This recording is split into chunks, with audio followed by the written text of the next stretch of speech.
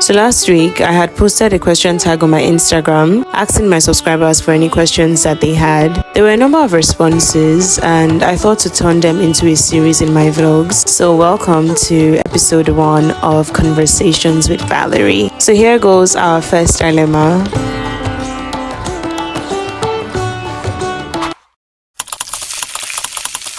What advice do you have for living as a first daughter in your 20s in this generation while trying to create some independence and stability for yourself? I think that as I grow, I have started to think really deeply about how being the firstborn and the first daughter has impacted my view of life. I was 6 years old when my parents would leave me with my siblings. They would go to work, and it's funny, but for some reason, I thought I was mature enough to take care of my siblings. Now, this is not to say that my parents weren't responsible. They were very responsible. It was just a really busy time in our lives at that point. It felt like independence at first. Now that I look back, I just really wanted to be a child. The constant I can do it attitude, because as a firstborn, you've somehow gotten into the bubble of thinking you just need to step in. The embarrassment that comes with asking for help. It's almost like you've learned to figure it out by yourself, do things on your own. When finally the time comes to receive help, it feels like you're giving away your superpower, which is control. The silent yet loud realization that you are to somehow carve a path that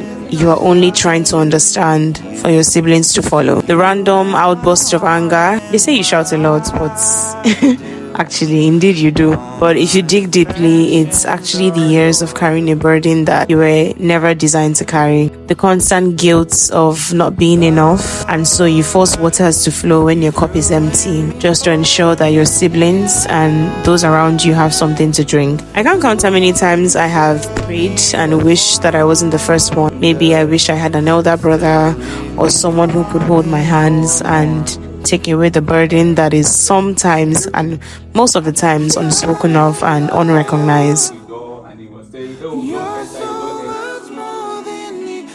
But I think I see God's intelligence in this. I think God knew in advance that I will be able to handle it. I look at my siblings and everyone He has put around me, and I somehow know that I can do it. Well, maybe not.